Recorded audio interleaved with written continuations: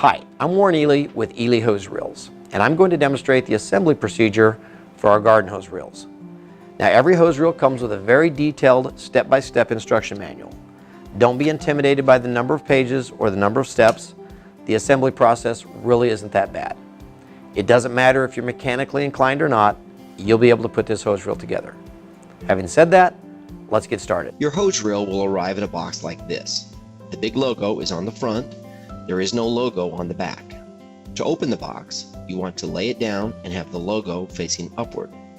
Then you want to open the end by breaking loose the glued end flaps.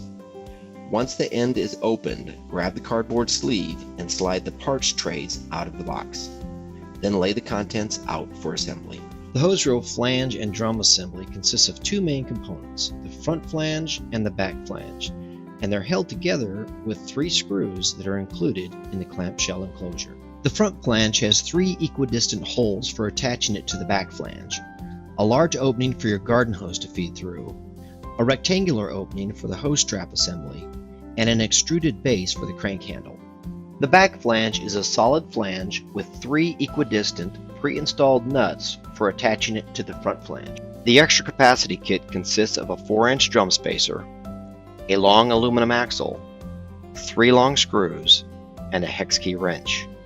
The 3 screws that came with your hose reel in the clamshell will not be used. If your kit contained these 4 items, 3 flange nuts and 1 cage nut, you can discard them as they won't be needed for the installation. Step 1 is to line up the 3 embedded nuts on the back flange with the 3 channels on the inside of the spacer. Next, take the front flange and line up these 3 holes with the channels in the spacer. It doesn't matter which hole lines up with which channel. Now take one of the 3 long screws that came in the kit and insert it into one of the holes. It should slide down through the aligned channel and onto the embedded nut of the back flange. Then take the wrench and start threading the screw into the nut. Do not tighten firmly until you get the other 2 screws started. Okay, with all 3 screws started, go ahead and tighten them down firmly. Now it's time to attach the crank handle. Using the hex key wrench provided, remove the pre-installed screw from the crank handle's center post. With the front flange facing up, insert the crank handle post into the extruded base from above and insert the screw from below. Thread the screw into the handle. Using the hex key wrench, be sure to tighten down firmly. The next step is to attach the arm to the wall plate. The first thing to do is remove these 2 screws from the arm. Using the large end of the hex key wrench, loosen the 2 screws. Then you should be able to remove them with your fingers.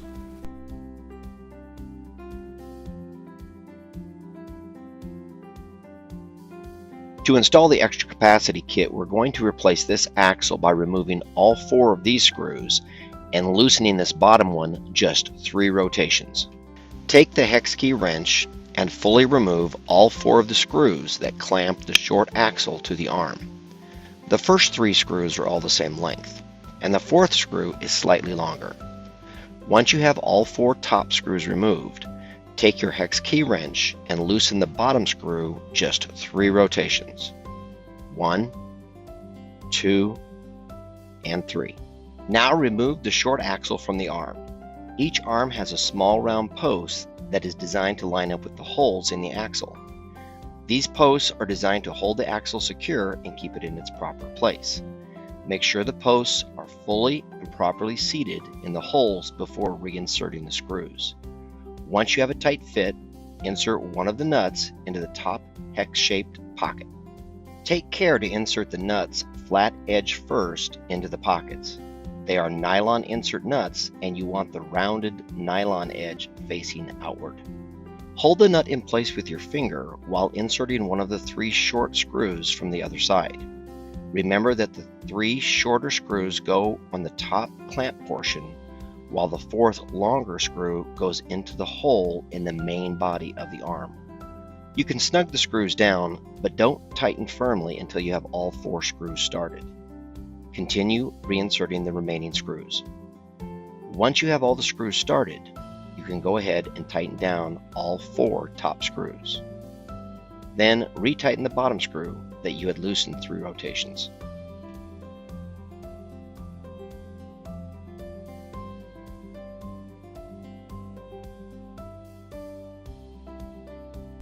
Next, you'll need to decide whether you want to attach the arm for parallel mounting or flip it around and attach it for perpendicular mounting.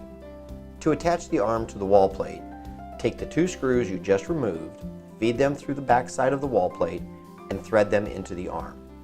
Don't tighten the first one down until you have the second one started. Then grab your hex key wrench and tighten both screws down firmly. When mounting to a brick or masonry surface, you can mount the reel for either the perpendicular or parallel configuration. To level the wall plate, you can either align it with the mortar lines or you can use a level. Once you have the wall plate positioned, mark each hole with a pencil or marker. On a 5/16 masonry bit, measure 1.5 inches of depth from the tip and mark it with masking tape or something similar so you know how deep to drill your hole. You don't want to drill the holes with a regular drill. You'll want to use a hammer drill. Many drills have a switch for changing the settings. When drilling into the face of the brick, try and stay at least a 1/2 inch away from the brick edge or corner so as to minimize the risk of chipping the brick. Also, while drilling into the brick wall, you may hit a cavity around 1.5 inches deep. Don't worry if you do, the anchor sleeve bolts will still work as intended and secure the reel firmly to the wall. You can also drill directly into mortar line.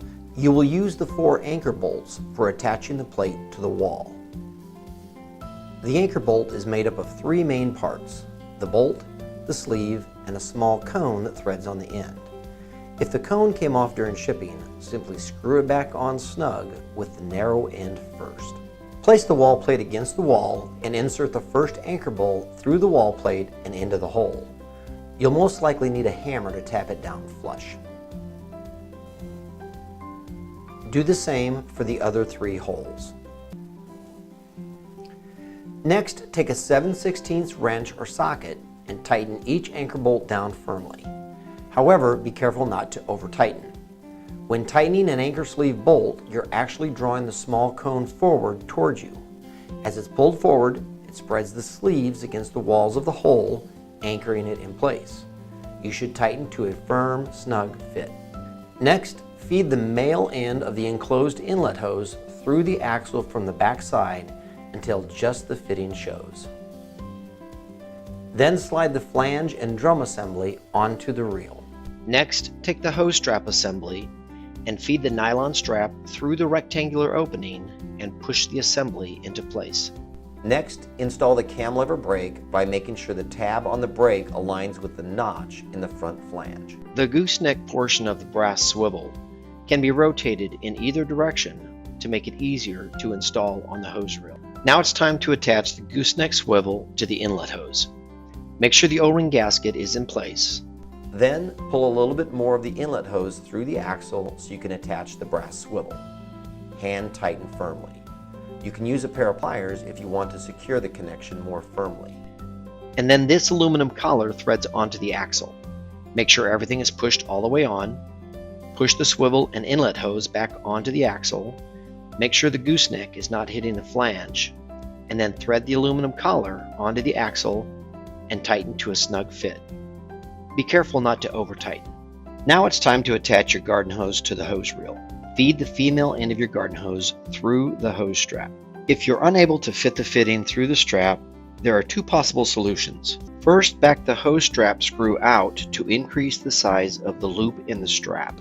Then pull on the hose strap to make sure the loop is as large as possible. If you still can't get the female fitting through, you'll need to feed the male end of your garden hose through the strap in the opposite direction and pull the full length of the hose through the strap. Now you're ready to attach it to the brass swivel. For right-hand rewinding, feed the hose through the flange in this direction.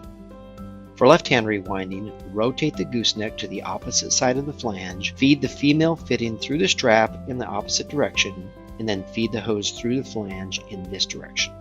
Whether for left or right-hand rewinding, the next step is to attach your garden hose to the swivel gooseneck, and then rotate it toward the opening in the flange. Now reverse feed the excess hose back through the hose strap for a snug fit against the center drum. Then with a Phillips head screwdriver, tighten the hose strap screw until the strap tightens down onto the hose. It may take quite a few rotations to get the strap to a snug fit.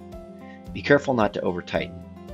Now, it's time to roll your hose up onto the reel. First, turn the cam lever brake to the off position. Then start reeling your hose in by cranking with one hand while level winding the hose onto the center drum with the other. Wrap the hose in a steady side-to-side motion, laying the hose against itself as you go. Once you get all the hose rolled up, turn the cam lever brake back to the on position. To set the cam lever brake, take a 7/16 inch wrench and loosen the adjustment nut until the weight of the watering tool on the end of the hose causes the reel to start unwinding by itself. Then tighten the nut a quarter turn at a time until the reel no longer unwinds by itself. You can adjust the nut to create just the right amount of drag to your liking. Now attach the inlet hose to the faucet and you're ready to use your hose reel. Be sure to have the cam lever on while pulling out the hose. This will prevent unwanted rollout. Then, when you're ready to reel the hose back in, be sure to flip the brake to the off position to release the drag, making it much easier to reel in. Then reset the brake to the on position so it's ready for the next time you use your hose reel. Well, there you go. Your hose reel assembly and installation are now complete. If you need any assistance or have any questions, you can visit our website 24/7 or reach out to our customer support team during our regular business hours. Thanks again for your purchase of Eley products. We hope you enjoy them for many years to come.